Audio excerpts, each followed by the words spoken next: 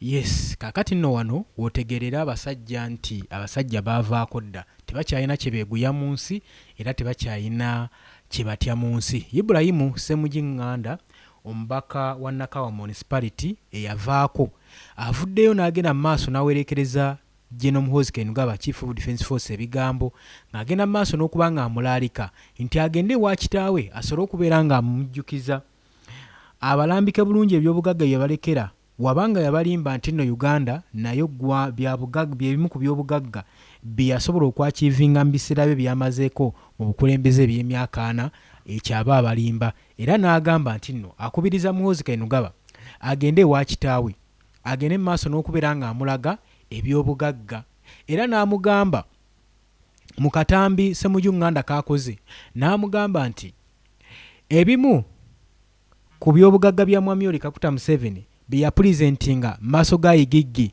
ng'ajja mu buyinza mwalimu ggaali n'akaboodabooda so byemu ku byobugagga Mwami Yoweri Kaguta Museveni byalekedde batabani be era amugamba nti agendeyo ayibalage emitima gibabeere wamu bwe baba balowooza nti ne Uganda bimu ku byobugagga bye ekyo bakyerimba. Njagala owuliriza akatambi kano n'oluvannyuma tusobole okubeera nga tweyongerayo gwe mukwano gwange ali eyo ampuliriza.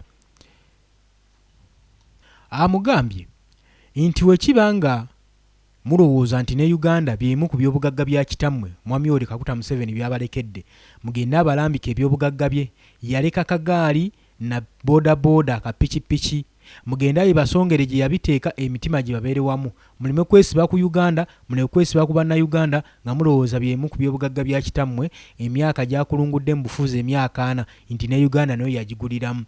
Awo omusajja ateemutya ate era atali yantama Ssemujinganda agenze maaso n'okubawo ebigambo bino nga tatiitiriridde oluvannyuma lwa Muhoozi Kainerugaba okuvayo n'akola posita ezibakangakanga agamba nti osaagera gu wali osaagiddeko olina okimanya nti nno evvuuvuumira likoma ku munyango ate okimanye n'okimanya nti nno teri ndege ziyoogaanira mu mazzi. Njagala nkuwe katambi k'omubaka yaliko omubaka wa Nakawa Municipality Ssemujinganda n'oluvannyuma tuneeyongerayo wuliriza akatambi kano. Ne Uganda si byebimu ku byobugagga bya Museveni bw'aba yalimba famire ye Museveni tukwegayiridde bawe history okuli ebyobugagga byo bw'oba wabyotaddeko Uganda wagaye nti wagiteekako mu butanwa. Uganda si byebimu ku byobugagga bwo byobugagga bye tumanyi Lwakitula Kisozi ne lwe bamusaba mu IGG okulaga ebyobugagga bye yateekako n'eggaali ne pikipiki nti bye byobugagga Museveni byalina. Kati ebyo byage ba Muhoozi omutima gubabeere wamu bamanye nti Uganda si kya bugagga kyo bakulinda okufa batandika okwetegekera okusikira Uganda.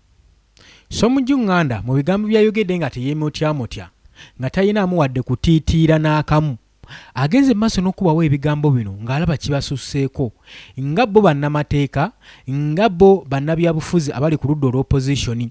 Jjukira nti nno gye buvuddeko Muhoozi kayakajja okukola posti egenda maaso n'okubeera nga kwegamba nga yeeraba amaanyi ng'agenda maaso n'okuwooninga eggwanga era ng'alabula abaka bonna bonna abali ku ludda oluvuganya gavumenti ng'agamba nti tagenda kubanga aleka w'opposition yenna memba w'opposition yenna ng'akyatemeza wabweru w'emitayimbwa ng'agamba ayagala okufuba okulanga guno omwaka guggwako nga aba members of opposition bonna batemeza mabega wa mitayimbwa era ng'agamba nze nga Chief of Defence Force Muhoozi Kainerugaba nyina obuyinza obumala obw'enkinala obumpa obusobozi okuggalira n'okuteekayo ababaka bonna ab'opposition takyagala ab'opposition mu gavumenti ya Mwami Yoweri Kaguta Museveni oba eya kitaawe.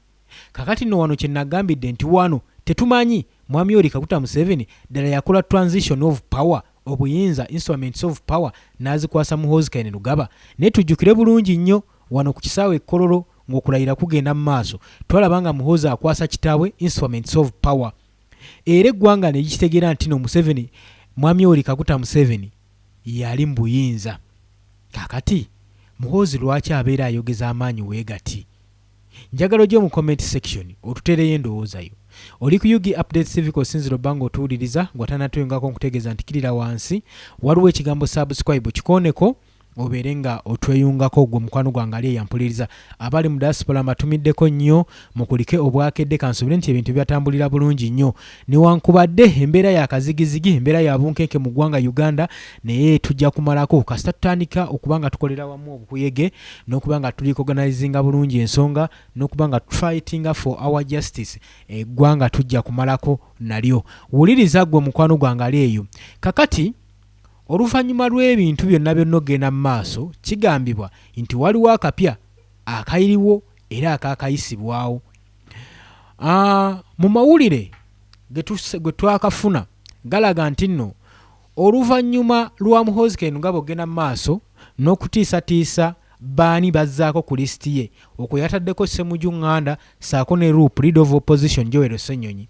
ono nno ku bya Joel Ssennyonyi bintu byawanvuyeemu njagala owulirize oluvannyuma lwa Muhoozi Kainerugaba okuvayo n'agamba nti ye ayagala ekibiina kye nga ye chairman owa Patriotic League Uganda yaba atandika okubeera nga alonda Leader of Opposition era yeetaaga Leader of Opposition ng'ava mu kibiina kye ekya Patriotic League Uganda yeetaaga okugyako Joel Ssennyonyi era n'agenda maaso n'agamba munywanyi we Nfanfe munnabyabufuzi Kabanda ng'amugamba agende maaso n'okulivivinga n'okusoma abukule ebitabo ngeri ki gye bayinza okugyako Leader of Opposition Kabanda n'agamba yessa era nze ndiwo kusabumitinga na kuimplementinga ebyo byonna by'oba oyogedde mukama wange era ekigenda maaso kikanze bannayuganda naddala abali ku byobufuzi ba politician abagenda maaso n'okuba nga bavuganya gavumenti kino nno kyanditeeka eddibu ery'amaanyi ku gavumenti ya Mwami Yoweri Kaguta Museveni saako ne cabinet ministers be lwa nsonga nti constitution ebeera ekyoboddwa ate ekirala kiba kiraga kifaananyi ekitaliiwo ekifaananyi ekittatana demokrasiya w'eggwanga Uganda era baba basiigidde amawanga ag'e Bulaaya nti wano mu Uganda tewali demokrasiya singa okuvuganya kw'obukulembeze kuvaawo kitegeeza demokrasiya aba atemeddwako ettaka kitegeeza nti Robert Kyagulanyi Ssentamu ebigambo byonna byazza sabumiitinga mu bazungu mu bakyeruppe bano bibeera bituufu ewatali wadde kwesikamu olw'ensonga nti no Robert Kyagulanyi Ssentamu bukyanga agenda mu buwaŋŋanguse agenda maaso n'okwexposinga gavumenti emize gyabwe gyonna ng'abagamba bannange muzibuka amaaso omusajja kyabasigira mu maaso si kyekisuwa ekiri ekimulaba si we kiri eyo si demokrasiya era n'agenda maaso n'obbalangira ng'abagamba nze abazungu mbeewuunya singa ebikolwa bino ebiri mu ggwanga lyaffe Uganda engeri gye batutuntuzamu bannansi omuddugavu engeri gy'abonaabonamu mu Uganda singa babadde babonyaabonya musajja muzungu ng'eye ensi oba omukulembeze ali wano wammwe nga olaba pulezidenti wa Venezuela bwe baamukola yagamba mwandibadde temulaazaalaaza mwandibadde mwakapukyalinga dda omukulembeze oyo era obuyinza nga mwabweddiza dda naye n'asiriikiramu n'ababuuza ekibuuzo n'abagamba lwaki mmwe musuubira nti demokrasiya gwe mulina okupulakitisingira wano ewaka ewammwe si gwe mulina okupulakitisingira mu baddugavu nti embaddugavu mulina kupulakitisingayo birala ne wana ensonga mulina gikwata bulala mulowooza abaddugavu tebalina musaayi era n'ayongera mu maaso n'okubabuuza nga bagamba lwaki mugenda mu maaso n'okufujjirira omusimbi kali batemu Mwami Yoweri Kaguta Museveni nakyemalira ng'ate ezo ssente ze mufujjirira agenda mu maaso n'okuzikozesa okugulamu instrument ezigenda mu maaso n'okukangavula n'okukanga n'okutta n'okucunya bannayuganda abagamba obuyambi bw'omumuwa bw'agenda mu maaso n'okugulamu emmundu tiyagaasi talina kyamakulu kyazikolamu nti oba kikulaakulanye eggwanga okuggyako okujeeza munnansi era n'abagamba nti muswadde nno ali ku mawanga ag'ebweru nga bagamba muswadde kubanga akabonero akalaga nti wobeera ng'osapootinga omuntu agenda mu maaso n'okutuntuza bannansi kitegeeza naawe oba weenyigidde mu kikolwa ekyo era gwe aba akisapootinga kale nno okunaaba ensonyi mu maaso embeera obutababijjira mulekerawo okufujjira ssente foreign aids zemuwa mwami Yoweri Kaguta Museveni kuba tezirina bannayuganda kyetugasaako, era n'agenda amaaso n'okukubiriza n'okuba omulanga eri mu World Bank balekerawo okuwola eggwanga lya Uganda kuba bannansi bagenda amaaso n'okukafiiramu kubanga ezo ssente zibawola eggwanga lya Uganda mwaka ku mwaka tewabawo development eggwanga lino gye liragawo ate ne lisigala nga libanjibwa ate ne lisigala nga liwolebwa. Ekintu eky'obulabe nnyo eri nga ffe bannayuganda abagenda okusigala mu nsiike nga tuwera ennemba n'eggwanga eritobedde. Oli ku UG Update TV nyongera okujjukiza gwe mukwano gwange kw'osinzira okuba ng'otuwuliriza. Kakati Ssemujju Nganda yagamba Muhoozi Kainerugaba nti munnange wabitegedde nti ye genda kitaawo abalage eby'obugagga bye yabateekerateekera oluvannyuma lw'emyaka 4 nti mwami Yoweri Kaguta Museveni yali apresentinga ewali Aigigi yapresentinga y'akagaali saako ne bodaboda bimu ku bintu byabalekera nga famire ye, era mulekera okwesiba ku bannayuganda ne ku Uganda nga mulowooza byemu ku by'obugagga bya kitammwe Yoweri Kaguta Museveni byabalekeddewo nti mugende mumwebuuzeeko nga tannaba kubanga afa. Bibadde bigambo bya Ssemujju Nganda, Honorable Ssemujju Nganda. Kakati oluvannyuma lw'ebigambo ebyo kino kye njagala okulaga nti ebigambo ebyo oluvannyuma lw'okubyogera Ssemujju Nganda kigambibwa nti yafulumye, era oluvannyuma lwa Muhoozi okuyisa positi egenda maaso n'okulabula nti beetaaga Ssemujju Nganda ne leader of opposition be agenda okuba nga azza ku lisiti ye akubanga ateeka emabega w'emitayimbwa. Wabula bano bonna bawanda muliro bamulaga nti tebamutya. Owulira ensonga, bano bonna bamulaga nti bali gumite ng'enjogera y'ennaku zino weeri, balaga tewali fiya n'emu. Era Ibrahim Ssemujju Nganda kigambibwa webino yabirabye teyabandaazizza n'abiteekamu engatto n'ayolekera paka mu ggwanga erya Mexico, n'ayolekera paka mu ggwanga erya Mecca. Agamba nti ngajje n'Omuhoozi Kainerugaba bw'agenda mu maaso n'okuba nga atutiisatiisa kamulagire ddala nti ze n'okunsangawo tajja kunsangawo. Jjukira kati ab'opposition bonna bali mu kutya, era tetumanyi ensonga eyaddusizza oba eyaddusizza Ssemujju Nganda nti yeemu ku posts ezagenda mu maaso n'okutambulira ku X eza Muhoozi Kainerugaba nti zagenze mu maaso n'omukuba ekitengo n'agamba owaaye kanneetegula ekibabu siri kwolwo. Ibrahim Ssemujju Nganda yatravelinze era bwenjogera yagenze dda mu Mecca, ali abroad kati yeewala abasinga bagamba nti yatidde posts Muhoozi Kainerugaba zagenda mu maaso n'okukola. Okutravelinga kwe kwazza oluvannyuma lw'okutiisibwatiisibwa okwavudde eri posti za General Muhoozi Kainerugaba ng'agenda mu maaso n'okubatiisatiisa ye ne Joel Ssennyonyi nti be bayinza okuba nga be baddako oluvannyuma lw'okuteekayo Erias Lukwago. Jjukira Erias Lukwago gye buvuddeko yakajja amale ng'ateekebwayo awuliriza yakajje abe nga ateekebwayo emabega w'emitayimbwa era n'akyajingibwa olw'okulya mu ggwanga lye olukwe era n'alumayindingibwa eruzira paka nga June nga 23 2026. Social media abagesa social media bagenze maaso n'ogufuula omugano nga bagenda maaso n'okulinkinga Ssemujju Nganda okutravelinga kwe nti kwavudde ku ntiisatiisa ezagenze maaso ezikoleddwa Muhoozi Kainerugaba ezagenze maaso n'okuba nga ziplaginga plan ye n'agamba omugezi wano omalamu omusu. Former Kira Municipality MP Ibrahim Ssemujju Nganda ali Mecca, ali mu kibuga ekikulu ekya Islam eky'Abasiraamu era ng'agenda mu maaso n'okuba nga ali mu birth Paris eya Prophet Muhammad. Agamba nzize ensonga ezantutte seetegudde kibabu. Wuliriza, Ssemujju Nganda yatravelinze mu post bwe yabadde atravelinga yalese post congratulatinga former Kampala Road Mayor Erias Lukwago ng'amukulisa ekyetere oluvannyuma lw'okutwalibwa mu kkooti ng'agenda maaso n'okuwera ennemba n'emisango gye ng'amukulisa okuva mu basement ya Muhoozi Kainerugaba.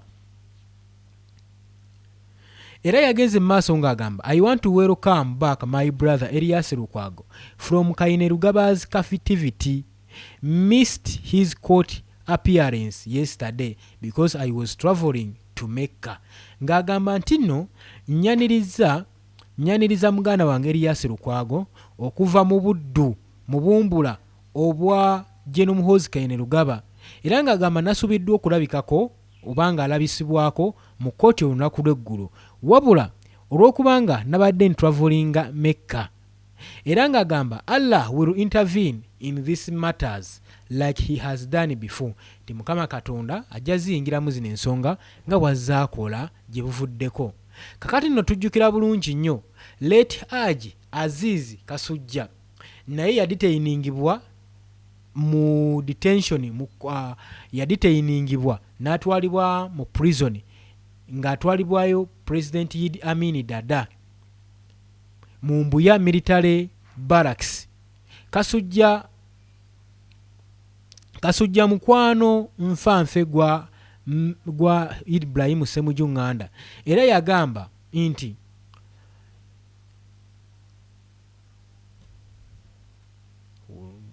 ng'amugamba nti ono he was safer in prison, nti mu prison kifundako nti abadde kaleekaleko. Naye kigambibwa kati embeera mu Uganda bwetuuse omuntu osobola okumuyozaayoza okubeera mu prison gano okusinga okubeera ne Idi Amin Dada mu biseera ebyo kyeyaba lyategeeza. Kati wano omuntu osobola omuyozaayoza nga Ssemujju yagambye okulabikako mu maaso g'omulamuzi n'atwalibwa eruzira nani okubeera mu cavitivity y'omusajja Muhoozi Kainerugaba mu basement ye. Yembeera Uganda gyetuuseemu. Okutambula kwe kwazze masekati g'okubanga Chief of Defence Force General Muhoozi Kainerugaba agamba nti Ssemujju Nganda era ne saako ne Naka West MP Joel Ssenyonyi be bagenda okubanga baddako. Ekyo naggambye dda ze zimu ku posti ezasembyeyo okupositingibwa, wabula nga June nga 18 tujjukire bulungi nnyo mu mwaka gwennyini gwe tuli mu 2026 General Muhoozi Kainerugaba yagamba Ssemujju and Joel Ssenyonyi will follow very soon.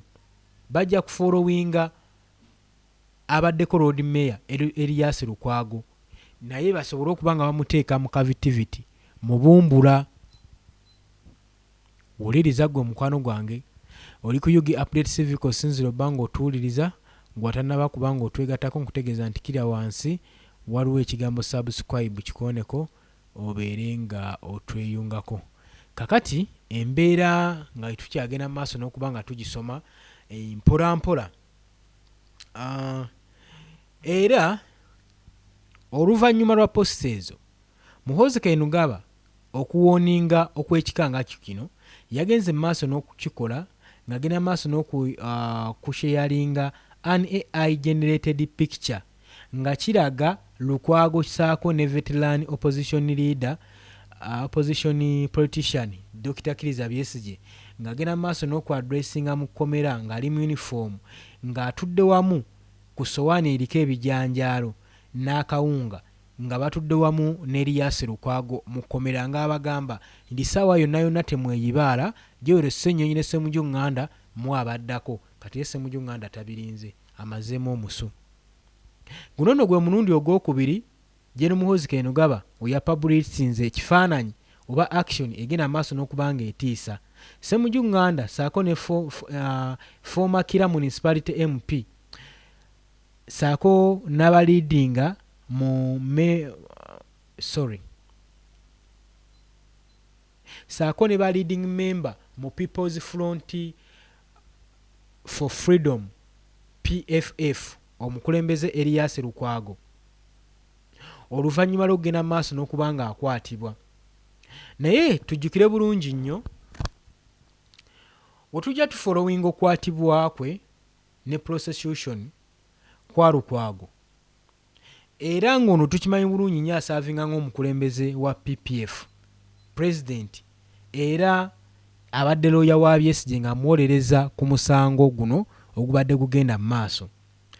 Mu Juni ng'ennaku z'omwezi 17 Lukwago yalabikako mu kkooti e Makindye mu maaso g'omulamuzi era n'akyajingibwa ogw'okulya mu ggwanga lye olukwe, era nga bamugamba bye bamukyajinga byekuusa kubanga yalemereddwa okutegeeza ku b'obuyinza ng'amaze kino kaanyo kitegeeza nti waliwo abantu abaagala okubanga bawamba obuyinza nti Dr. Kizza Besigye yali mu lukolo lw'okwagala okuwamba obuyinza kakati ono ne bagenda mu maaso n'okumuggalira kati era babadde bakibala nnyo butya bano bayinza okuba nga baleetebwa mu kkooti abagenda mu maaso n'okubasibako akanyaaga nga baagala Dr. Kizza Besigye abeere ng'ateebwa wabula Lukwago mu musibako ebintu bino yafuddeyo n'abyegaana bagamba nze ebyo sibimanyi temunsibaako matu ga mbuzi kundiisango era ne kufundikira ng'okuwulirwa kwe engeri gye yabyegaanye kujja kuddamu mu Jjuuni nga 23, 2026. Ba social media users abamu bagamba nti Ssemujju Nganda yatravolinze lwa ntiisatiisa ezabaddewo nyina Muhoozi Kayinugaba yamutiisizza nga ekisajja owaaye kiyinza okuba nga osagira ku gwali osaagiddeko n'agamba owaaye omumpi wakoma waakwata ebisigadde binangwa nkoto era n'akwatamu ebyanguwa n'ayolekera mu ggwanga n'ayolekera mu Mekka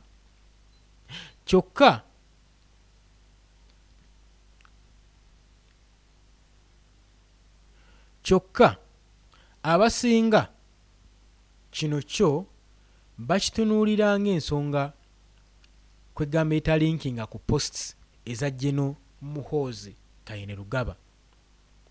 Nyongera okujjukiza nti mukwano gwange oli ku Yugi Updates TV kosinziro bango otuwuliriza abasinga bagamba ebigambo byayogedde nga tanatravolinga ebyokulabula Muhoozi Kayinugaba bamanye ebyobugagga byabwe kitaabwe bye yabalekera bye biyinza okuba nga byamuviiriddeko okuba nga atravolinga abroad.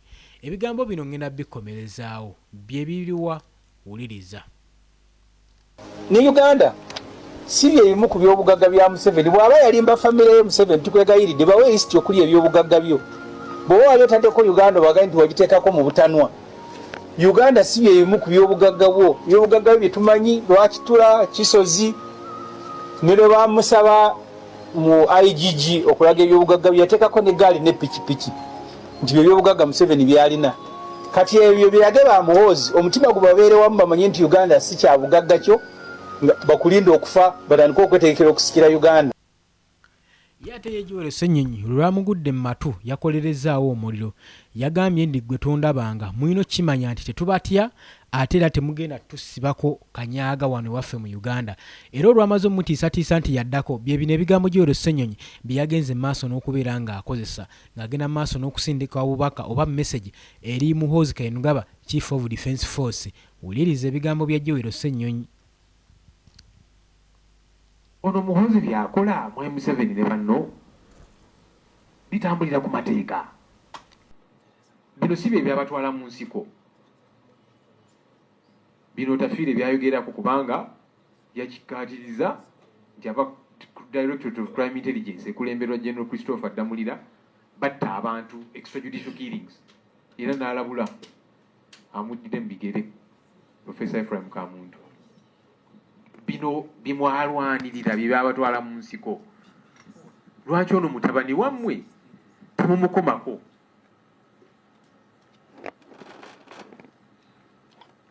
Obumenyi bw'amateeka tebukosa ffeffeka abali mu opposition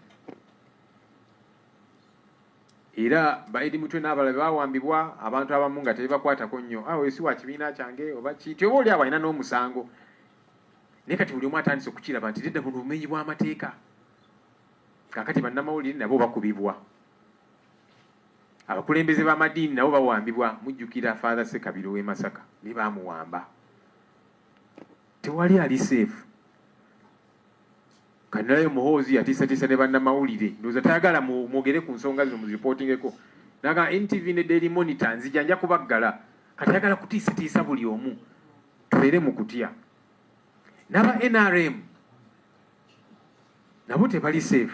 Parliament nga tutudde wiiki ewedde nayogera ku mbaka wa NRM Margaret Etiru mbaka omukyalo wa Muria naye yatwalibwa ne wayitawo ebbanga nga tewali amanyi mayitirege naye wa NRM ekikulaga nti nammwe aba NRM abalowooza nti muli safe temuli safe temuli. Civil society bonna abalaga nti temulina kye muŋŋamba. Wano akakiiko ka Parliament kamusamuninga aka defense n'agamba mmwe basiru mmwe nja kujja mwenna mbasibe akakiiko ne katya ne sipiika yaliwo mu kaseera ako n'asirika. Kakati awo we tutuuse mu aba NRM abalowooza nti muli seefu yagamba nti mmwe n'abayisaamu awo eggaali n'abavumaavuma ng'anyiize. Kakati mmwe kyekiro balowoozesa nti mmwe tayinza kubawamba nga munyiiziza. Mulowooza bino biri ku ffeffekka ab'opposition. So ebintu bino bigenda mu maaso mu bumenyi bw'amateeka. Of course ba Eddie Mutwe baawambibwa n'abalala bangi bali mu makomera, ba Alex Waisa Mufumbiro, Dr. Kizza Besigye bakyamulanga kubanga gavumenti eno tajagala. Sam Mugumya naye yawambibwa ne kaakano taleetebwanga mu kooti, amayitire ge tegamanyikiddwa. Waliwo omwami omulala bamuyita Amos Lwangomani, ono alina oluganda ku General Kahindo Tafiire, ono naye yawambibwa emyezi egiwerera ddala giyise, tebamuleetanga mu kooti, ali eyo bali mu kumutulugunya. Ndowooza ensonga lwaki General Kahindo Tafiire kati ayogera ku bintu bino, kuba naye alina obulumi ate ng'abimanyi bituufu, kubanga alinayo obuwe, tabiwulira buwulizi, naye alinayo obuwe. Christopher Godi abamu gwe bamanyi nga King Zare, oyo naye yawambibwa ennaku z'omwezi 21 April ne kaakano taleetebwanga mu kooti, tatwalibwanga mu kooti. Bwe twava mu kalulu ka 2026 akakaggwa, mwalaba engeri gye kaayisibwamu omukulembeze w'ekibiina kya NUP Oweekitiibwa Kyagulanyi ne famire ye neerumbibwa ne bayisibwa obubi. Ebintu bize bibeerawo bino. Kakati ku Mande mwalabye Kanso Elias Lukwago balumbye amaka ge ne bamuwamba. Muhoozi n'avaayo nti ono nze mulina mu basement. Abamu ne bagamba nedda byakusaaga n'abalaga ebifaananyi. Embeera eno tetulina kugikkiriza kusigala ng'etambula bweti, kubanga ekya tutumanyi ani gwagenda kukima. Muhoozi akola effujjo erya buli kika.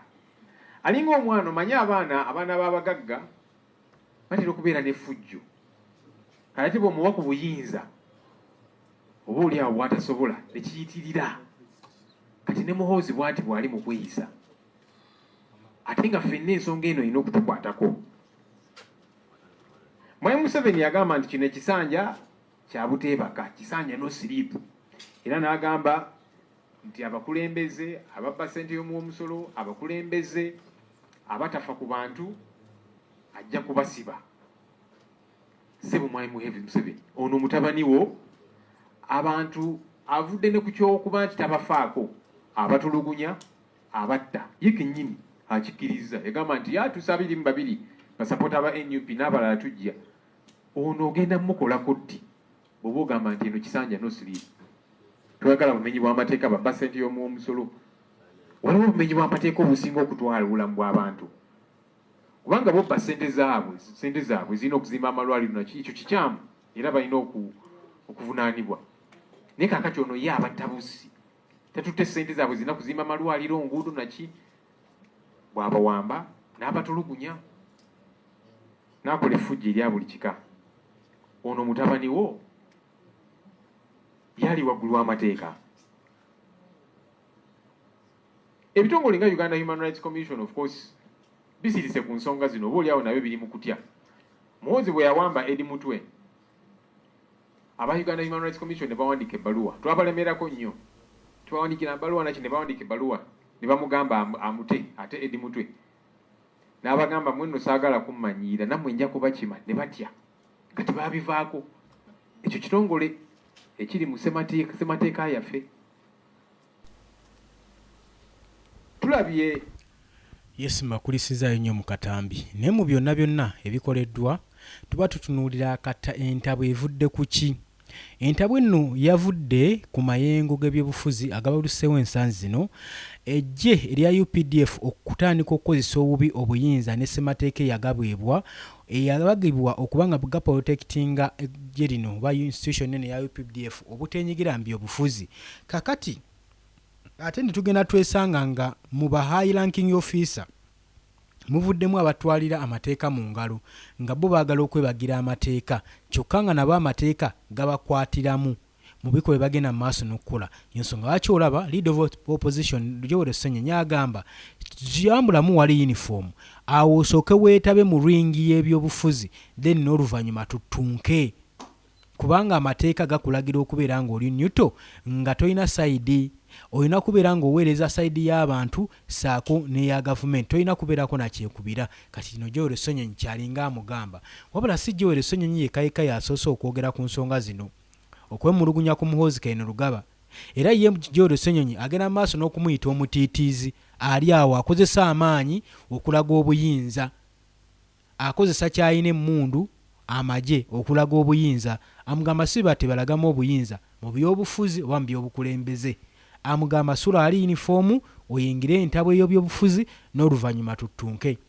Wabula n'abakyalo ono yaliko omukyalo ono yaliko cabinet minister nze mukuwa enfunda eziwera nengena mukwongeza ng'agenda maaso n'okubeera nga naye alaga obutali mumativu eri Yoweri Kaguta Museveni ng'amugamba nti Yoweri Kaguta Museveni eggwanga yalitunda eri mutabani we agende maaso n'oddityoboola era nga bo tebagenda kukkiriza mukulembeze w'ekikula nga kino atalina wisdom.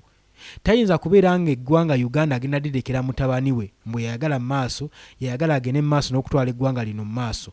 Olw'ensonga talina busobozi talina na wisdom kimala kutwala ggwanga lino mu maaso. Byali bigambo bya mukyalo ono Mary ya Matembe. Nengenda kuba nga naye mukuwaako oyongere okubeera nga omweyongera osobole okuba nga omukkuta. Njagala owulirize ebigambo by'omukyalo ono n'oluvannyuma tujja kuba nga tweyongerayo.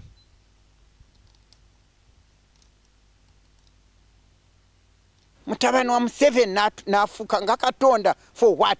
Ngu in fact Yerukwago yakafuka simanye emirundi mmeka ali awo ayogera byayogera teri amukwata teri amusiba eggwanga lyonna litidde.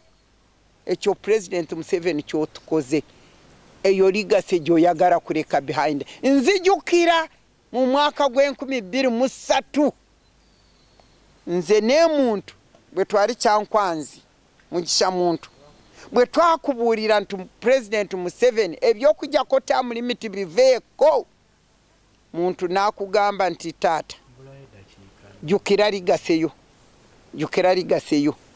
nti muve ku ligase yange nze njifaako kati njagala kukubuuza President Museveni, my dear brother whom I embraced with all my heart, whom I loved with all my heart, whom I worked for with all my heart and worked for this nation with all my heart and energy and everything. Njagala kubuuza ligase ekijoleka emabega efaanana eti y'okutwandingova ku mutabani wa talina na bwenje. Obwenje mbuyita ki mu Luganda? Talina wisdom. Omuntu alina wisdom tayinza kukola ebintu ng'ebyo. Kati nze mbuuza kati ekyo nkimaze. Njagala President Museveni vaayo okola accountability. Toyinza kutuwa mu mikono gya mutabani wo ggwanga lya Uganda siriryo. Naba ministers bonna boolaba bakazi abanyankole bonna mukazi we mulumuna w'omukazi we muwala w'omukazi we muwala wakute wananka wasalimu sale muwala mashiki bali eyo 5 women bali eyo eka ya Museveni. Emisoro gyaffe gyegenda ffe tuli wano mundaba wano ndi naki naye ndi na Yesu yamala naye nze njagala kumugamba aveeyo lekeraawo kutuhandingova ku mutabani wo atalina na bwenje. Singa abadde alina obwenje yandibadde akola ebituufu. Naye ekyokubiri nze mbuuza mwe abapoliisi mwe poliisi Uganda police yaki lwaki temuhanding over? Why don't you throw lwaki throwing down your bakiyita kikulekulira? Lwaki temulekulira ne mugamba nti ffe oba mwatuteekako okutukozesa ng'amagye ffe tulekulidde? Kubanga nze constitution gye nakola nze omu ku bakola constitution kyensiimako Katonda.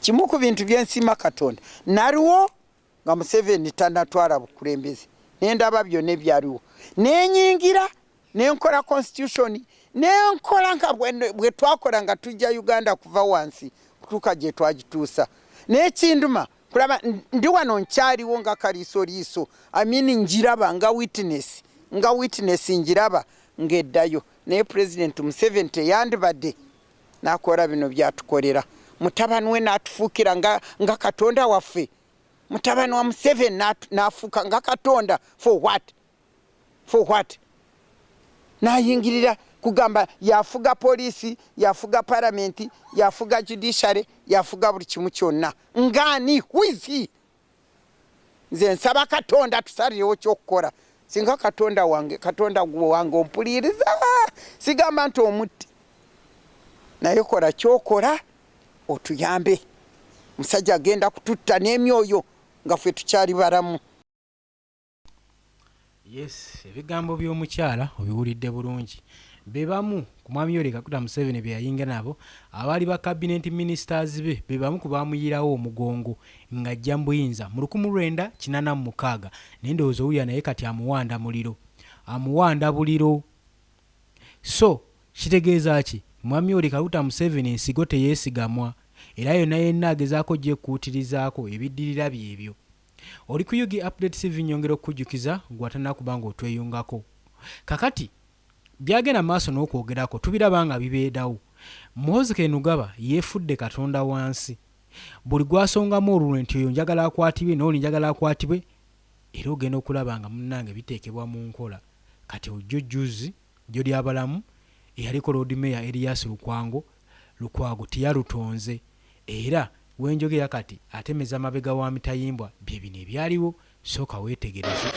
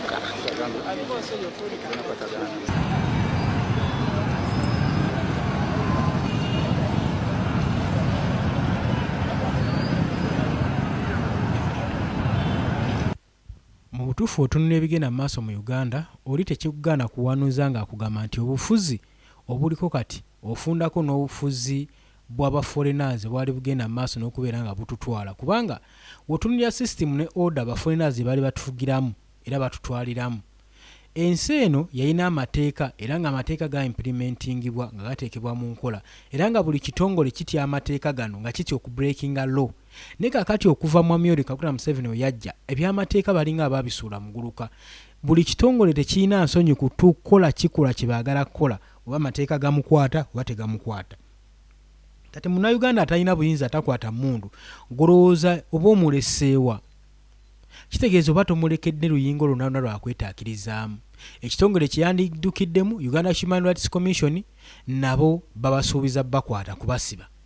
Uganda Law Society babasuubiza kubasiba. Kakati tuli mu nsi ki ddala? omuntu wavaayo n'agamba nti Uganda yeetaaga okukyusibwa okubbulula aba akoze bubi. Sisitemu yonna yeetaaga okubeera ng'eyiibwa okusobola okuba nga eggwanga lino lisobola okuba nga lidda engulu. Oli ku Yugi Updates TV kosinziro banga otuwuliriza nga bulijjo olunaku olwaleero kansubire nti nno ebintu tebitambudde bubi. Munzikirize mbasiibule naye nga bulijjo ngenda kubeera nga mpita mu comment section zammwe katono abantu nga 2-3 abagenda mu maaso n'okubeera nga bateesezza. Hassani Basambe webale kubeerako. Twesije omwe Fruges linnya siritegedde naye nga gwe mwesije webale kubeerako. Ali wano asembayo Carton 187 webale naye kubeerako oteesa nnyo. Abalala nga 2 we batyo. Margaret Nassari webale kubeerako oteesezza. Rio Official Jaria webale kubeerako naawe. Hassani Basambe olw'obudde munzikirize enkomaawo naye nga mbaagaliza wiiki ennungi kansube nti egenda batambulira bulungi nnyo. Watanatweyungako nkutegeeza nti wansi waliwo ekigambo subscribe okikooneko obeere nga otweyungako. Mbaagaliza olunaku olulungi. Mweraba.